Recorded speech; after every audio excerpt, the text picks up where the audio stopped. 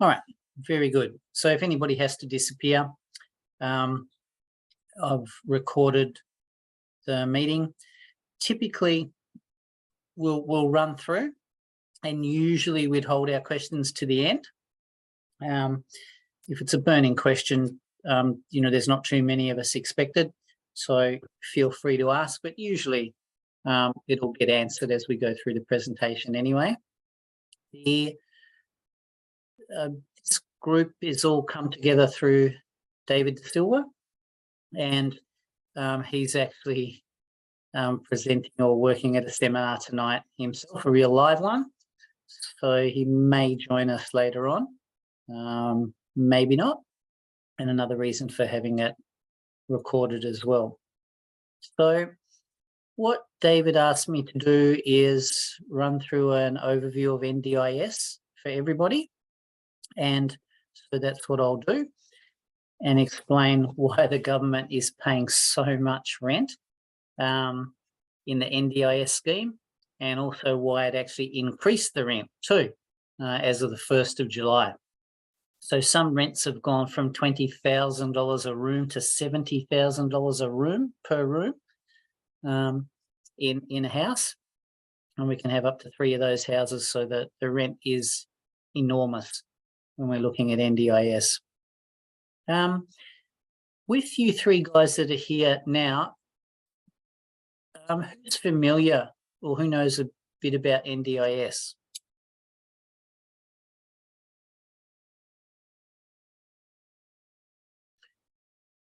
All right, so that means I'll start at the start and run through it. I'm Joe Gavin. You can see that on the screen, hopefully. I've worked with David for, I suppose, I'm not sure if it's 20 years, but over 10, helping people invest in property and set themselves up for retirement, how to pay less tax, what you should be doing with your super funds, etc. And I've been involved with NDIS for about 4 years or so, maybe a little bit longer these days, because both of us work for you guys as the investors. You're really the boss. And typically what we look at is what's the best investment, what's the best way to leverage what assets you've got as safely as possible to make as much money as possible in the shortest possible period of time. And like I said, people do that to reduce tax. NDIS is not going to help you reduce tax at all. You're going to pay more tax. Don't be too scared of that, because it's enormously high cash flow income. Other reason people would look at it is to replace their income, because with one little transaction with NDIS, you can replace a family's income quite comfortably. And it's all proven, which I'll run through and show you as well. Set yourself up for retirement, of course. That's really important these days, and you'll see why as we go through. Because there's only 4 of us, half a dozen maybe. Feel free to ask questions in that case as we go along. So I'll share a presentation which stops me waffling on or getting off track, and we'll have most of the proof of what we're talking about. Can all of you see a happy smiling face of a lady with a matching jacket to mine in the middle of the screen? Yeah. Okay, good. You're the only one that's unmuted, so if you can let me know, you're in charge of feedback now as we go through. All right, now this presentation was put together before COVID, and since COVID, NDIS has only got better. So we're really looking at worst case scenarios here, and I'll explain why it's got a whole lot better as well. I've not asked you anything about your finances. My company is Capital Investment Ideas. We work with marketing companies like David's, look for the best deals on the market, and that's what I was saying before. We work for the investors, and then we package everything up in a way that the investor can't possibly lose money, and it's all nice and safe and secure. So to help us do that, we obviously need experts in their own areas of specialty. So you can't just go to the Commonwealth Bank and say, I want to buy an NDIS house. It won't work. You can't go and explain to H&R Block what an NDIS house is typically, and your local conveyancer is going to charge you 3 times as much by the time they've worked out what NDIS is, as opposed to one of our specialist conveyancers that do it all day, every day. Depending on how old you are, we would insist, if you're in your 50s or older, and have a chat with a financial planner, because just in one little NDIS house for about the same price as a normal everyday investment property and put $250,000 a year into your bank account tax-free. It's definitely worthwhile getting some expert advice based on the amount of income that these things generate. And we insist that you do use our mortgage specialist. Accountant's not too fussed about, but we're even happy to pay for you to have a chat and get a second opinion from the accountant on what ownership structure you should be buying these properties. Because there's so much income generated, you usually would maybe not buy it in your own name. Otherwise, half of the income might just disappear straight away in tax. And then, of course, we've got to consider how to protect the asset and how to minimise any legal liability issues that might be associated with owning property and being responsible if somebody hurts themselves. How do you protect your assets too? In Australia, half the battle's accumulating the asset, another half might be keeping it. So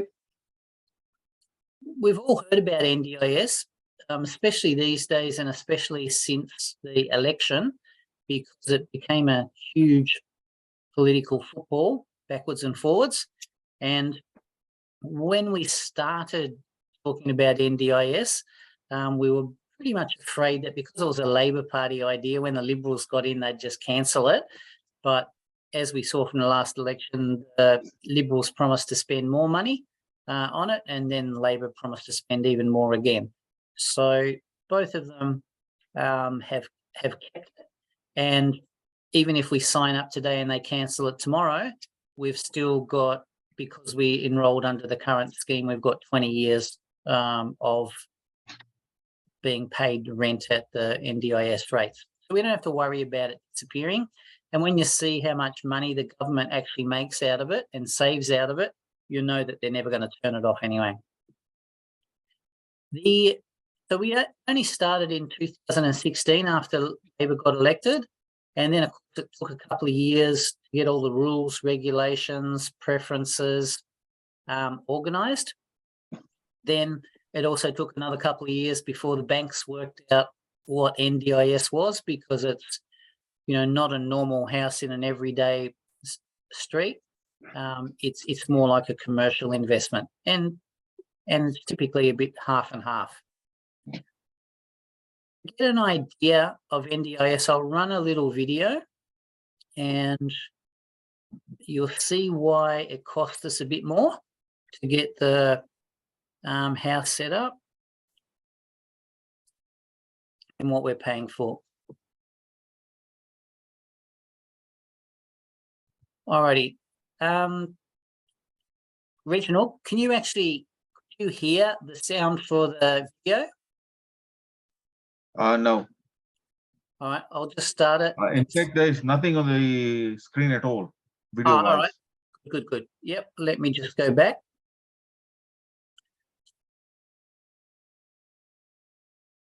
And I will try it again. All right, so now we can see a picture of a house. Yep. Yes. Yeah. All right, sorry guys, let's try again. My name's Sharon, and my interest in specialist disability accommodation is as Now we can hear Sharon talking. Yes. Yeah, all right, good.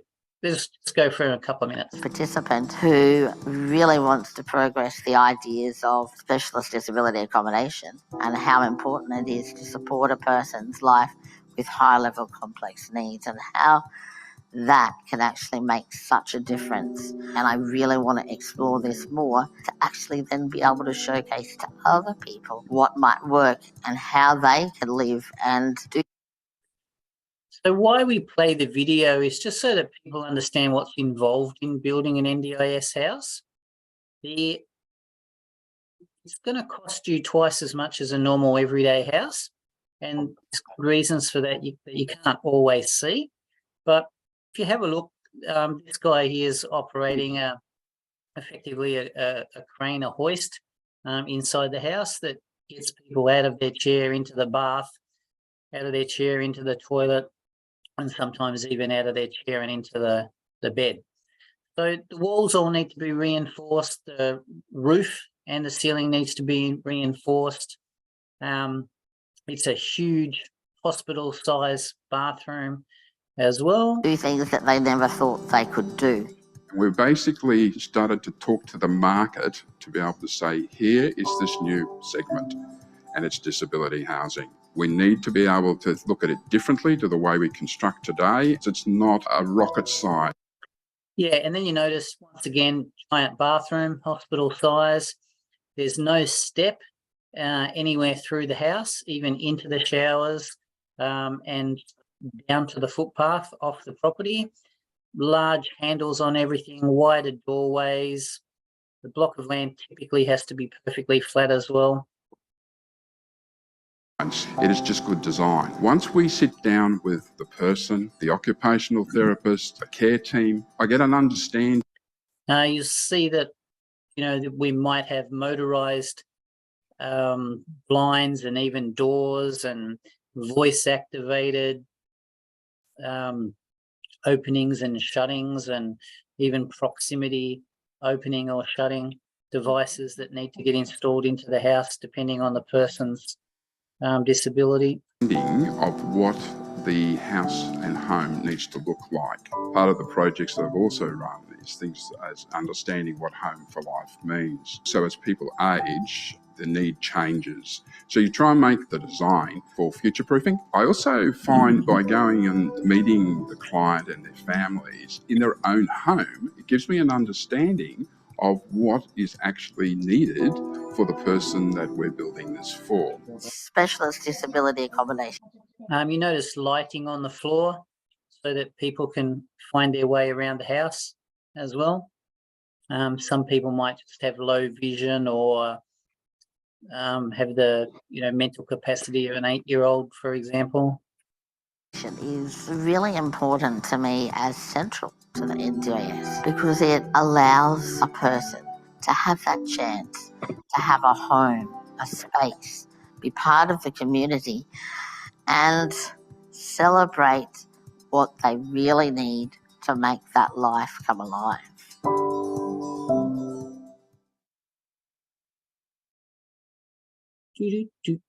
So I'll just sit back to the presentation.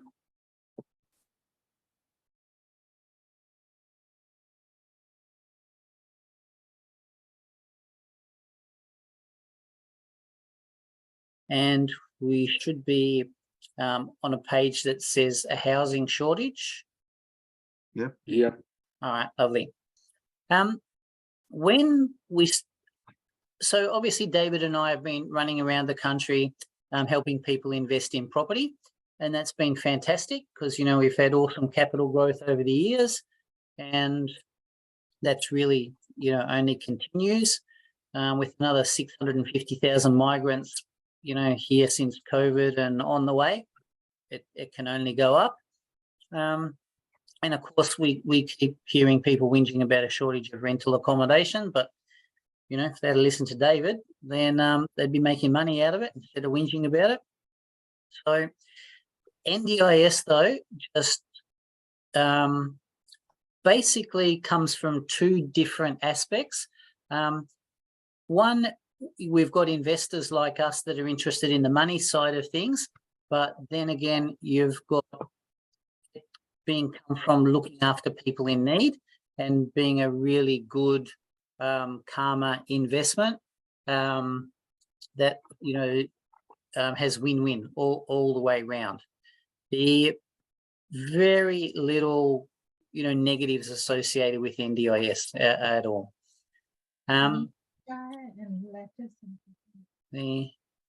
Couldn't hear that if you were asking me.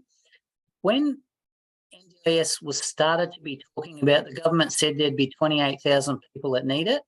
Before we even got into COVID, and things exploded during COVID, it was already up to over 120,000 people that needed accommodation. So we know there's the demand, and we can prove the demand as well, which we'll have a look at in a minute. Then you think, oh, is the waiting list ever going to go down? But the waiting list's only been going up, and the government also spends lots of money on forecasts, and we can have a look at those as well. And that shows us that the demand is only going up, and there's a few reasons why it's going up. One is because once upon a time, when I started driving a real steel car around the streets, and, you know, if me or any of my idiot friends smashed into a power pole, then, you know, we're pretty much dead. But these days you've got crumple zones and wires down the middle of the road and AMCO barriers and airbags and things like that. Very difficult to kill yourself. Certainly easy enough to injure yourself and then go into be needing care for short-term or long-term. You'll see one of the growing areas is children getting vaccinated and causing higher rates of autism and other problems as well. That's just the statistics. And then, of course, you've got people that as they age, their parents can't look after them because the parents, you know, find it harder and harder to look after themselves as they get older. COVID, like I said, stuck a rocket into NDIS because there were so many people dropping dead in nursing homes that the government moved everybody that wasn't meant to be in a nursing home out of them. And obviously there was no tourism at that time either. So thousands of people just got moved from nursing home into hotels. And there's actually a lot of those people still sitting in hotels that you're paying for with your taxes as well. And then I sort of touched on, is the government ever going to turn it off? Well, you know, not when they're trying to win elections. They're never going to turn it off. We sign up today, we're under, the rent gets paid for 20 years. So if they turn it off, it's not really our concern for another 20 years. But then also, if you think how much it costs to keep somebody in hospital, Bill Shorten says it's $14,000 to $20,000 a week. They're only paying you $1,000 or $2,000 a week for the accommodation in your house. So to you, it's a lot of money. You know, if we're getting $150,000 to $250,000 a year in rent, it's the government would otherwise be paying up to $1 million just for accommodation for one person, let alone having 2 or 3 people in the house. And I've done a little spreadsheet which I'll flip to and share as well, because that might make it a little bit clearer. Once upon a time, they used to pay about 5 times the normal rent for a house. Nowadays, it's gone up. It can be 10 times what you would get for an equivalent price everyday normal family sort of investment property. So can you guys see a spreadsheet that I've got on the screen? Yeah. All right. If we quickly go through that, government makes money out of stamp duty when we're buying the land. It gets GST about all the materials. By the time the finance guy's done his job, the council's done their job, plumber, plasterer, there's there's at least 1 year's full-time work in building a house. If the average income for a worker in Australia is $80,000 a year, we've paid nearly $20,000 in tax. Then, of course, if you've got 2 people living in the house that need 24-hour care, that's 3 shifts every day. Nobody's going to work 7 days a week. So there's at least 2 people every day, 5 days a week. That's 2, another couple for the weekend. There's probably 5 or 6 jobs at least that are created just in the care side of things. So 5 or 6 is really well over $100,000 worth of tax again that the government's getting. So that really should be updated. Whatever name you're going to be purchasing the property in is something that we touched on that you need to chat with your accountant about, because if you just added $150,000, $250,000 to your everyday income, you would lose half of that straight away just in tax. If it were put into some sort of a company or trust structure, you can minimise it, but it'd be very difficult to minimise the amount of tax you're paying on such a high cash flow investment, any less than $30,000 or so. Then, of course, you've got the NDIS provider that's looking after these people is getting paid money from the government to look after them. And, you know, somebody that's quadriplegic might be getting paid $2.5 million a year. If there are a couple of them in the house, there's $5 million worth of turnover that house is generating. Nearly half of that money's profit for the NDIS provider. So the amount of tax that they pay on their profit has to be in the hundreds of thousands of dollars. So we know that the government's getting that $385,000 at least. There's no way it can be getting any less than that back in their pocket. They're only giving you $150,000, $200,000. So it's making money on day one. And the more of these houses that they have with stable people in it, the more they're going to make. And of course, the more money that they're going to save by getting people out of hospital as well. So that's really the answer. It's too good to be true. It's really just mathematics and money. And, you know, the accountants are quite happy with that, but everybody in the NDIS side of the equation who are in NDIS because they're caring, sharing, helpful people, the money where the money doesn't matter too much, can see that it's never going to get turned off, and there's plenty of savings that the government's benefiting from dangling such a huge carrot in front of us investors to build more of these houses where they're needed. David can email you this presentation and you can click on all the different links that we'll go through. And this guy was the Minister of NDIS during COVID times. And the government did a very, very good job of getting people into, this is effectively public housing. You know, some areas around Australia, there's a 5-year wait or more for public housing, but during COVID, a lot of these people were housed in under a month, which was pretty amazing. So that was money well spent, put it that way. And they threw a whole lot of money at it and effectively solved the problem. I assume that you guys are all interested in investing and have invested before. So when you first start, and now I assume that you can see a little map on the screen as well. Yeah. Yeah, okay, good.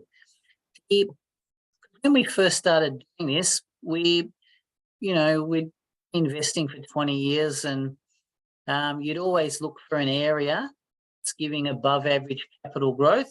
So we'd run around and spend $5,000 on a Dimphna Boholtz course for a weekend, or buy Perry Ryder's reports every 3 months on hot spotting, which were the best areas, or, read 80 pages of ANZ reports to work out which suburbs were going up the fastest. But all of that is completely irrelevant with NDIS.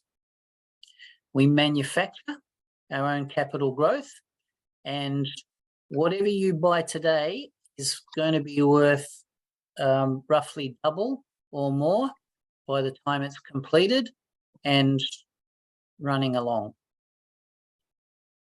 which I'll come to in a minute, because that's all of my customers and David's other customers that have gone through this understand that they're going to be buying at least one of these houses every year. And that's why, we don't need to charge you any money for all the services that we put together, even though they're as complicated and, there's 100 different steps to get all this to work successfully. Because if you've made hundreds of thousands of dollars, $1 million in capital growth in a year, all you need to do is refinance that and you'll go and buy another one. You get all the money back that you put into the first one. You can buy another one. David and I get paid again, and everybody's happy. And if you had half a dozen of these, you'd never be able to spend all the money, basically. We'll show you what the incomes are in a sec as well. So what I was saying, we used to look for capital growth, areas for capital growth, completely irrelevant. But if we're stuck on it, we go off to the SDA demand map, and this is all government information documentation. The link's in the presentation, so I've just clicked on it now. It flipped for you to show you. No, it didn't. I've got to go to a different screen. So this is the government data, and the amount of work that they put into their data is enormous, which is good considering how many public servants we've got. So somebody shout out a postcode where they think they might consider investing. 4509. 4509. Okay. Very good area to invest. It's had huge capital growth already. So yeah, that's a brilliant area to be investing for a normal everyday investment property. Mm-hmm. So let's have a look what it says about NDIS. All right. Basically, last year or so, the government has spent $48 million around Mango Hill. It's spent $16 million just on accommodation. Now, when you guys are driving around Mango Hill and going to the supermarket, are there hundreds of people in wheelchairs clogging up the footpath in the supermarket? You'll hardly see any. So to think that they're already spending $16 million in that area, it's a bit of a shock to some people's system. And that's the area that we're interested in, the shared accommodation. That's where we get paid. So then you think, all right, they're spending $48 million last year. What are they going to spend in the future? All right, so in that area, they're going to be spending over $64 million. So that actually tells you Mango Hill area is a good area to invest for NDIS as well as normal everyday. There's a huge increase in the amount of money that they expect to be spending, and up to 30 million, which is twice as much as what they were spending now. So we know that that's a really good guess. Okay. Now, this is the sad part. If you flip down the bottom, autism, children, vaccines, things like that, okay? And the other disability that comes along with those as well. So very often it's the newer areas that are increasing in demand with younger families. These statistics could be a lesson to you.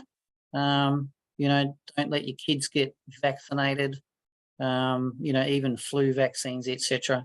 Because the statistics, they're in front of your face. We can, look them all up and, or draw your own conclusions, but, that's my soapbox for the minute. And we can look anywhere around the country. And so we obviously spend a lot of time looking at different areas to see whether there's a demand, and we can see that there's a big demand. Before David and I can recommend anywhere for you to be investing, we've got to make sure that there's staff in that area to look after the people with disability as well, and that there's NDIS providers. Because before we recommend anything, these days you'll actually have a lease with the house from day one. So that is great comfort. It also makes your finance a whole lot easier to get, that's for sure. And you know that you never have to worry about having a vacant house, because an NDIS provider working with an SDA provider, and just to be clear, the SDA provider is really the one that just looks after the house. So they're like your normal Ray White or Little Real Estate for the property side of things. And the NDIS provider, that's the company that looks after the person. And the government wants those two companies separate, usually, so that there's no conflict of interest. So is that clear as to how we can work out what the demand is in an area and then feel confident about whether the demand's going up or down? Because in an older area, the demand's probably going down as people sometimes move into aged care or obviously die. And it's an older demographic as well. It's not young people moving into that area. Because we've been doing this for a few years now, I don't have to sit on a computer all day and try and work out what the areas are with the greatest demand, or go and sit on government spreadsheets, which I'll show you, that tell us how much the government will pay for a particular area. Could somebody yell out where they're living?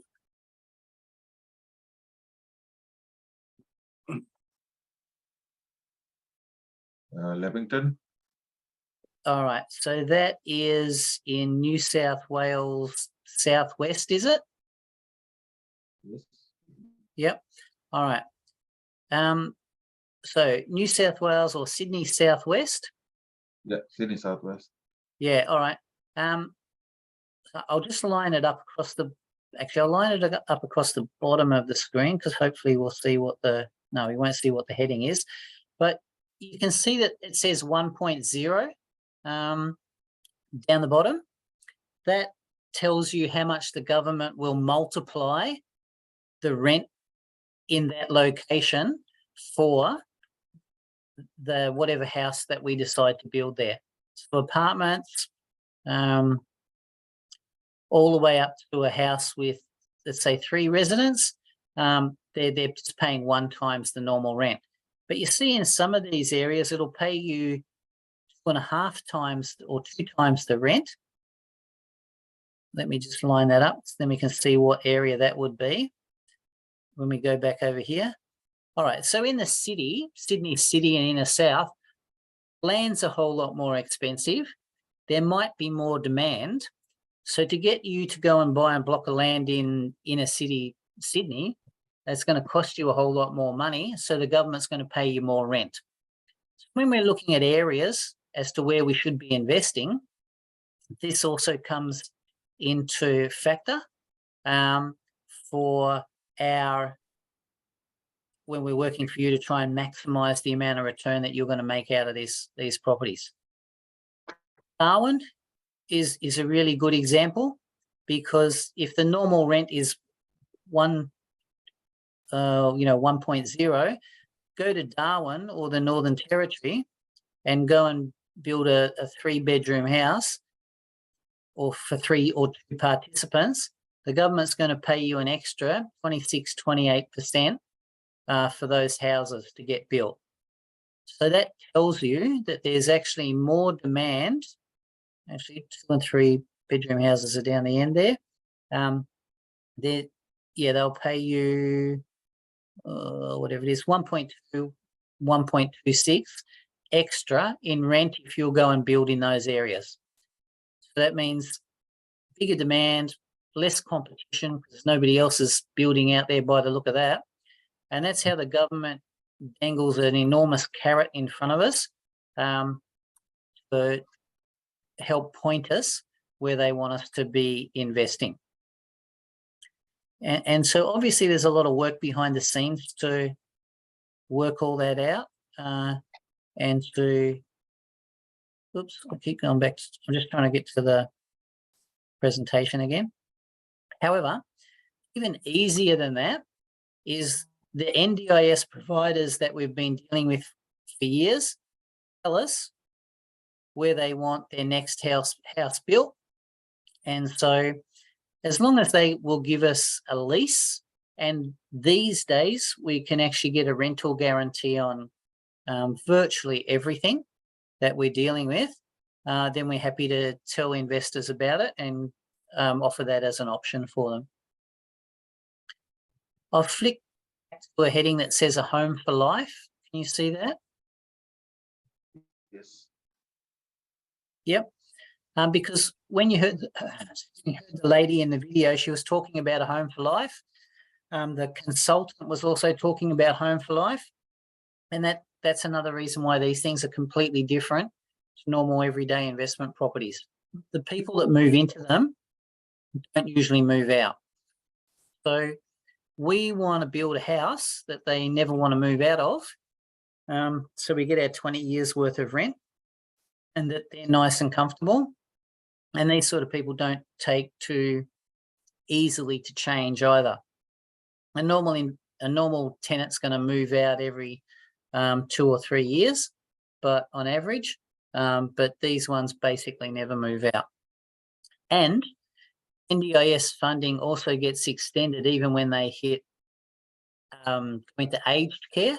Just because they hit 65 years old does not mean that they get kicked out of the house. They can stay there and the government continues to fund them in NDIS, which is really good for us because we know we've got a tenant for 20 years, 30 years, however long it would be. There's 4 different categories that you hear about because that's all there are. But if you do hear anything negative about NDIS, it's the robust category of person because that's the person with the mental issues. That's the one that's breaking the windows and kicking the walls in. In the past, cannot happen anymore because the quality of house that gets built for robust is indestructible and cyclone proof. So they're not going to be smashing anything in a robust house. However, most investors not want a crazy person running through their house trying to smash everything. So basically very few, next to none of those houses have been built over the last few years, which is why the government has taken the rent from those houses from about $30,000 or $40,000 up to $80,000.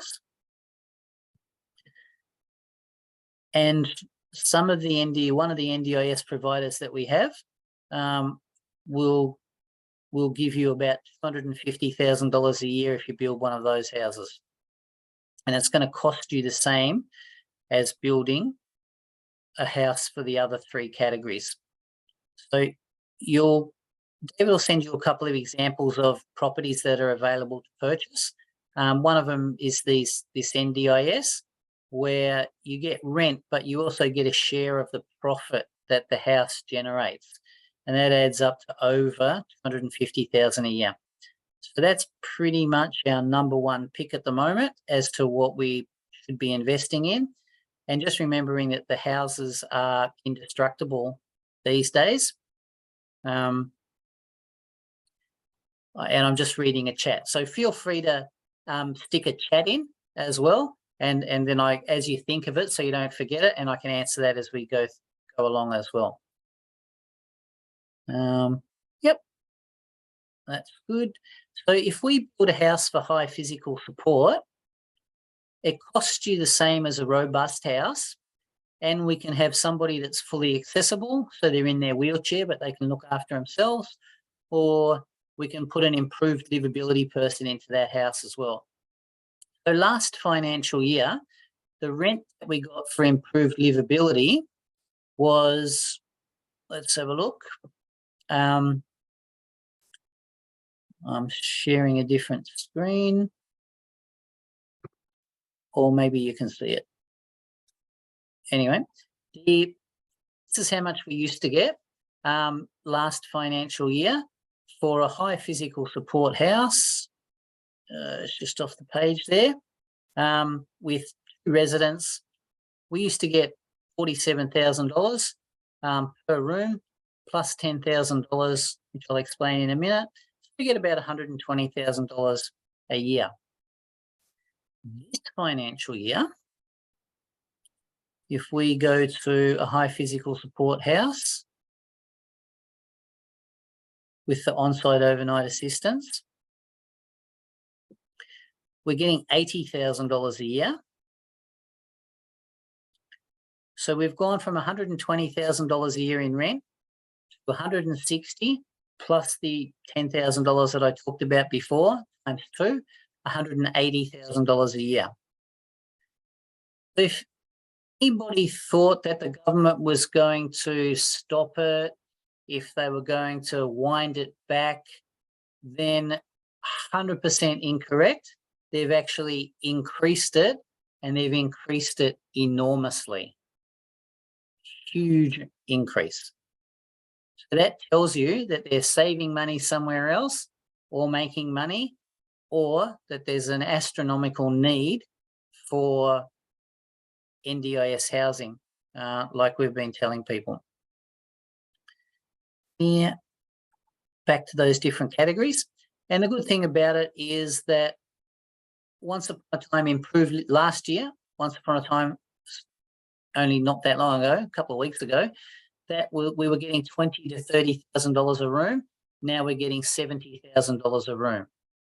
So a lot of you would have heard about NDIS before the 1st of July, but now that the rent has gone up from 120 to 200,000, a lot of investors have got off their backsides and realise that it is not too good to be true, and it's here for a long term, and they'd better get involved because it's limited.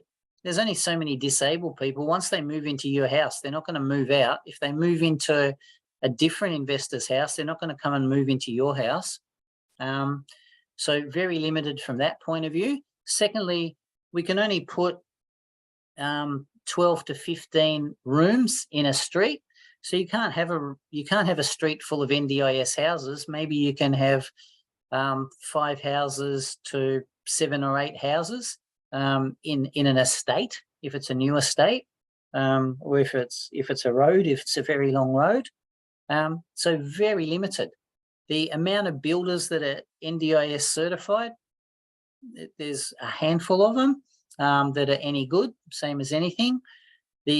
Where are all the carers going to come from to look after these disabled people? No point building a house if you haven't got any carers to come and work for them and look after them. So there's a lot of limitations. I mentioned before, you need a flat block of land. It should be close to other services. It's obviously got to be in an area where people want to live as well. So there's a lot of limitations, and the sooner that we're involved in something like this, the better off you are. The problems with NDIS has been that it costs nearly twice as much to build this house as a normal house. So not really your problem, but it is if you're trying to get finance and the bank's got no idea what's going on. So we can't just go into Commonwealth Bank and National Bank, because to them it's just a 4-bedroom or 3-bedroom house in a street full of 3 or 4 bedroom houses. So we don't get finance like we would expect. We need to go to one of only two lenders or funders that will look at it as more like a commercial investment. So they charge us a lot more to get the valuation done. They charge us a lot more application fees. And in total, those fees are somewhere between $12,000 to $15,000 to get the finance organised for the house, on top of the building costing you more money as well. Now, we know that's a pain in the butt, and so does the government, which is why they're paying us 5 to 10 times the normal rent. So they're dangling an enormous carrot in front of our face so that we won't whinge too much about being ripped off, $2,500 to $3,500 for a valuation, when, if we went for a normal loan, we might get it for $300 or zero. So just be aware of that. We're going to need a little bit more money in the bank to get this thing through to completion than a normal everyday investment property. Takes a bit longer to get it built, hence we need that buffer as well to be making repayments on the land while it's being built as well. And of course, when I did the presentation, we were terrified that we wouldn't have any disabled people move into the house. Now that's sort of silly because we can see how much the demand's gone up. But whenever I went shopping, I hardly ever saw anybody in Safeway or Coles or anybody, scooting around in a wheelchair. So I didn't know if there was any demand in particular areas. But nowadays, completely irrelevant because we're getting a lease and we're getting a rental guarantee from day one. And even if that person moves out, the government still pays the rent for 3 months because they know it takes time to get somebody discharged from hospital. The house has to be checked that it's compliant for them, and they have to put some technology, like we saw for voice-activated this or that, put into the house and installed for them as well. So that's not really an issue these days. There's a calculator that the government provides that tells us what the rent is in any particular area. So can we see a spreadsheet with a purple line across the top of it? Yep. Okay, good. So when we're also working out which areas would be best and what sort of a thing to build, we're looking at Mildura here. This is a calculation that I've done for Mildura because Mildura is an area where we've already built or building a dozen houses, and there's a couple of NDIS providers that have come to us and said we need another 20 and we need another 5. So I'm driving up to Mildura tomorrow to meet some builders, get some firm quotes, because with all this, our eggs are never in one basket either. We're not relying on one NDIS provider. We'll meet other NDIS providers in the area to make sure they have enough people with disability to move into that house. Very often we'll meet the staff to make sure they've got enough staff, and we'll get quotes from a couple of different builders so we can play them off against each other to get really competitive building prices, which you'll see that we do as well. So then we've got to work out what sort of a house do we build in that area. Do we build with 3 residents where we get, and you might notice that when I've changed the drop-down box to 3 residents, it's gone to $52,000 a year. But if I build the house just for 2 residents, it goes up to $75,000 a year. Now, even if we build a house for 3 residents, the NDIS providers don't like to put 3 people into the same house. They prefer to have 2 because they seem to get along a bit better. They've got a bit more space for all their equipment, their friends to come over, their family obviously comes over. And we basically very rarely get 100% occupancy with 3 people. There's certainly areas that do, but you can't guarantee, and people come and go. So if we build the house for 2 residents, we can expect $172,000 a year. If we build it with 3, I just changed that drop down box to see how much we'll get with 3, and we'll get nearly $190,000 a year, but we're probably not going to get 3 full-time participants in the house.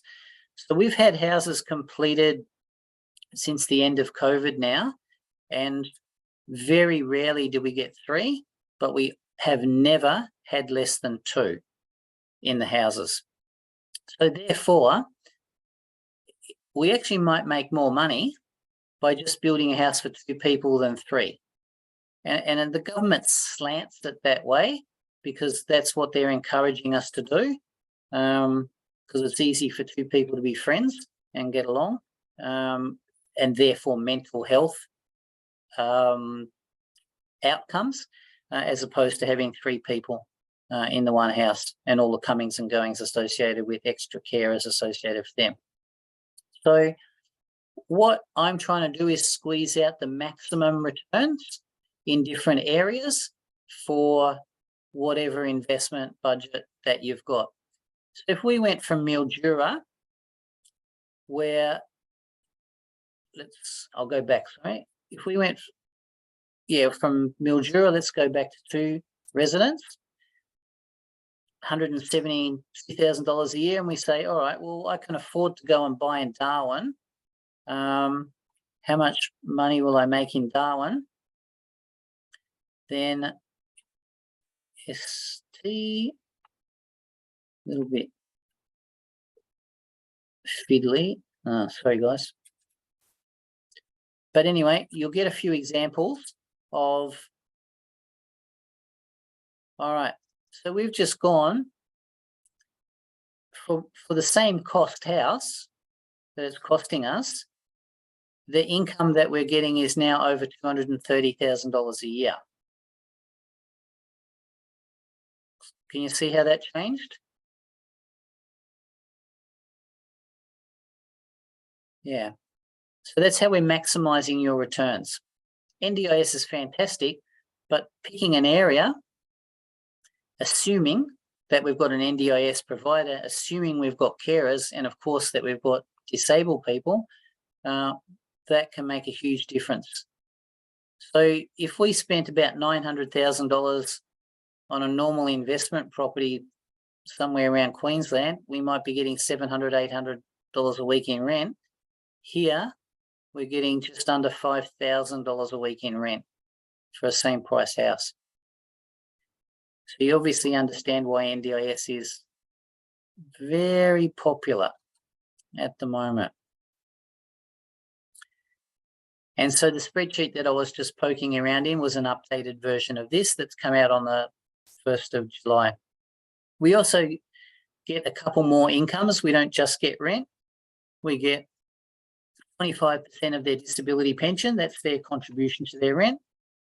And because they're a low income earner, they're on a pension, the government also gives us Commonwealth Government rental assistance. And so that was the extra $10,000 that I talked about before, that comes as part of the income. Once your finance is organised, we know what interest rate, the banks will give us, the ownership, is it being purchased in your own name?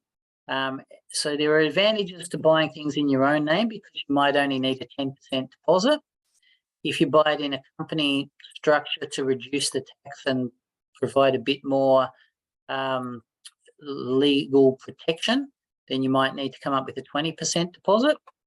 If you put it in a super fund, you might need a 30 to a 35% deposit.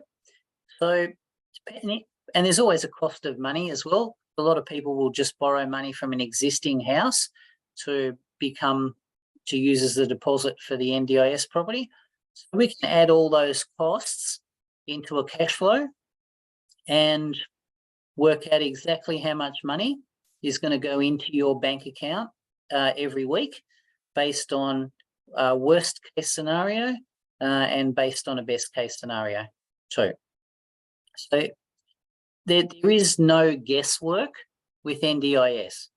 we can work everything out down to the last cent as to what we expect to be going into your bank account. There's all different NDIS providers and SDA providers that give us different rents. So yes, these days we get a rental guarantee from everybody that we're dealing with because there's that much demand. When we started, there was no guarantees. Nowadays, everything that we talk to you about's got a guarantee. A lot of people think it's a bit like DHA, but not really. We build these houses where disabled people build them. We don't build them in the middle of nowhere to try and scare Indonesia away and stop China invading us. And of course, like I said, I haven't asked you guys anything about your finances. So this is just a very general overview. There is a process, there's a very step-by-step process to all this, because there is not one of these houses that's built and complete for sale. No, none of my customers are selling any of these houses. So there's effectively a waiting list. You need to get your finances organised. We work out what the budget is, how much money you're going to need to get the house through to completion. And then we can pick an appropriate or give you a few options as to what you think might be best, as to what you're most interested in, you know, because some people only want to invest in South Australia. Some people don't care at all. Others want to go where there's the most need because they're helping people, and others just want the most amount of money possible. These are the links that if you click on, it'll take you off to the links that I've been using. So you obviously don't have to believe a word I've said. Everything with NDIS is fully documented on the government websites as well. So now I will stop talking at you and see what questions that you might have.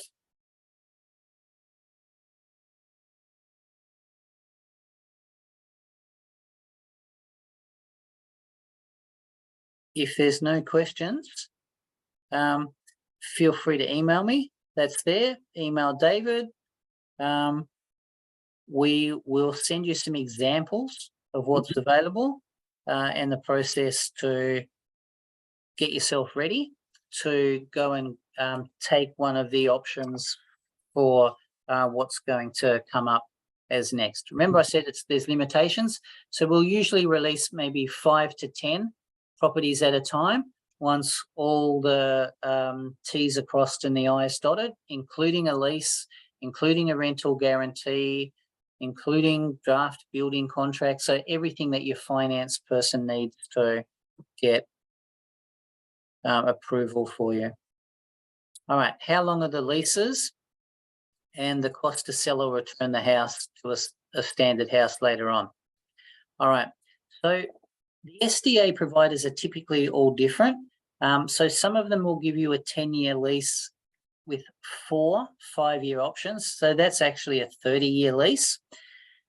Usually the leases are 10 years with 2 5-year options.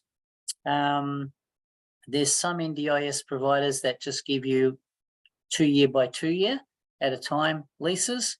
Others will give you 20 years in one go straight up front. So that is, they're all long leases, and that's what makes finance on these things quite easy to get, because the finance company, remember that they're a specialist finance company, knows how much money's in there. They know the NDIS providers that we're dealing with. They know how much money the government pays, and there's a lease with a rental guarantee on it as well. So as part of that question, if we were looking at the robust houses where the expected income's over $250,000 a year, the rental guarantee for that's $48,000 a year, and that used to cover the cost of interest. These days it's a bit short, but that was the method there. The Mildura leases that we'll have another batch of Mildura houses. That's $1,000 per week. If there's nobody in the house that week, you're getting at least $1,000. So that's $52,000 a year, and that rental guarantee goes for 20 years with a lease. So that's $1 million lease with rental guarantee. You can sell the house anytime you like, and the cost of a normal house is, it's effectively nothing, because you can't really put it back to a normal house because it's got these giant hospital bathrooms in there. So what is expected to happen with these sort of houses is that if there's no NDIS people in there, we can rent them out to what's called co-living, and co-living focus on aged people that do not want to live in an old folks home. They just want to live with a couple of their friends, but they still need to be taken care of. So these sort of houses are really good for co-living. And when I'm talking to you, the rental returns that we're talking about are in the 20% mark, 20 to 30% returns. Co-living is going to give you returns of about 10 to 12%, somewhere in that range. Because they've all got their own bathroom in what we're building, that means you can rent them by the room as well. So instead of renting out a house for maybe $700 a week as just a one family house, if it was rented out on a per room basis, you'll probably get about $1,200 a week for something like this. We don't need to return them to a standard house. The leases are for 20 years.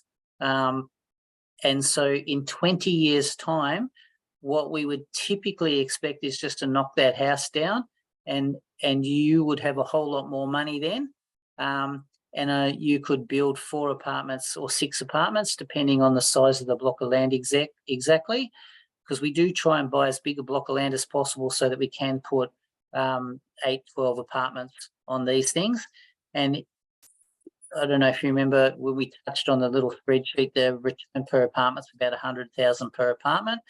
So we're going from $200,000 in income up to $400,000 to $800,000 a year in income if we knock that house down and use the land to build apartments on it. So it's my job to arrange all the construction.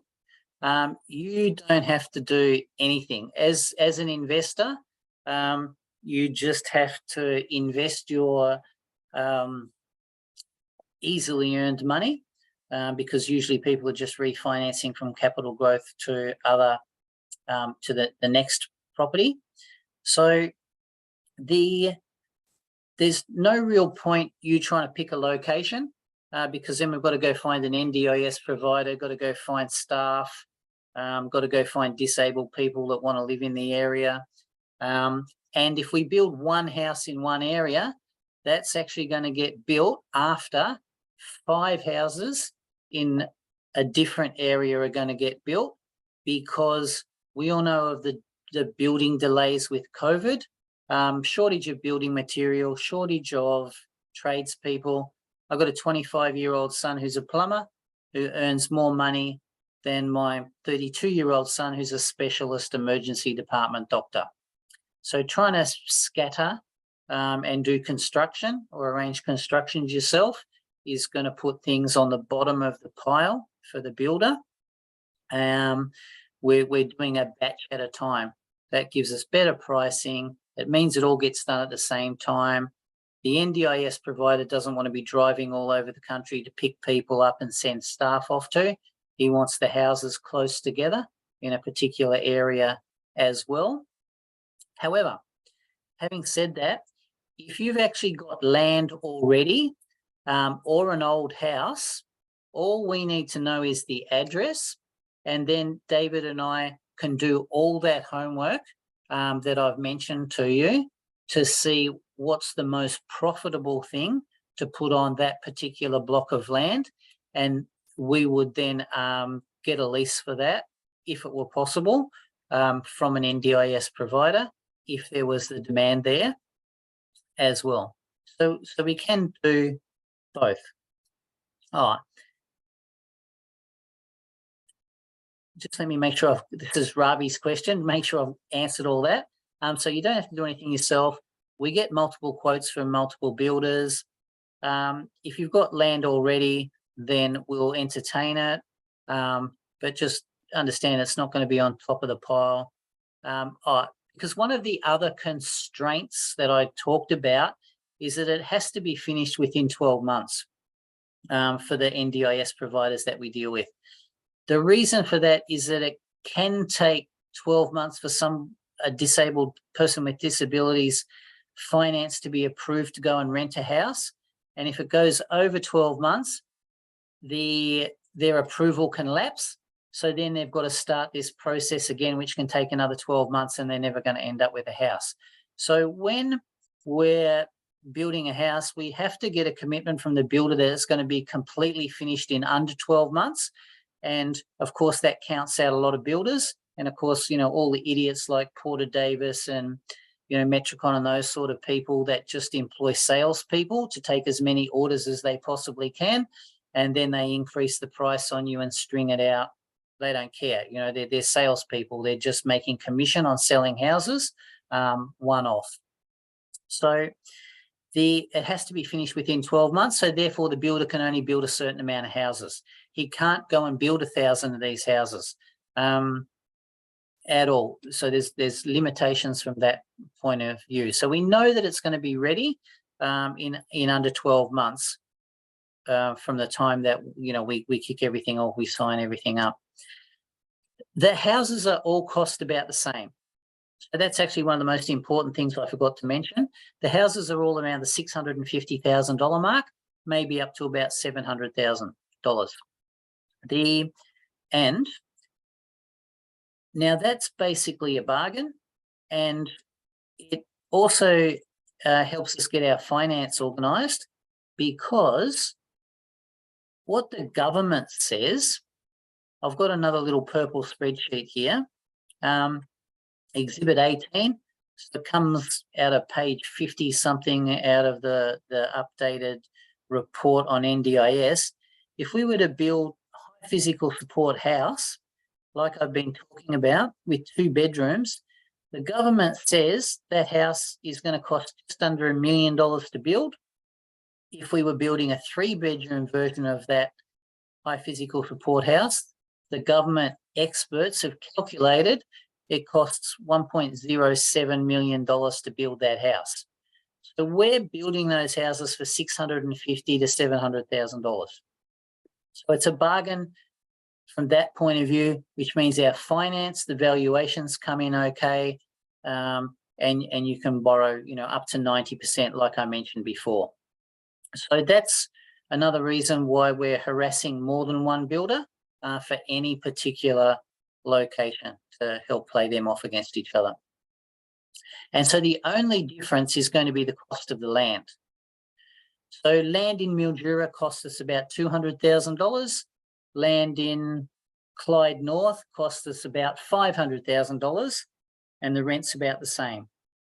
Some people will still prefer to be in the suburbs as opposed to in a regional area.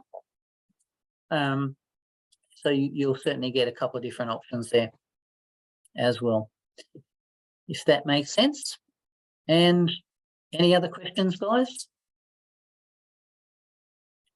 Feel free to talk or type, whichever you like. But anyway, anything else, you can ask David for my details. I might have come through on the email. I'm pretty sure they would have come through on the email invitation anyway. So feel free to email, feel free to call, and we, at any time, obviously day or night as well, because there's no rest with this NDIS stuff. It's all go now or forever hold your peace, because it is quite limited to get people in, because like I said, they don't move. All right, probably enough for me, and it'll be in touch just to see what other questions you've got as well, and to send you some examples of the stock that's available to buy and what's coming up. Alrighty. Thanks very much, guys. Right. Thank you. Yeah, my pleasure. Cheers.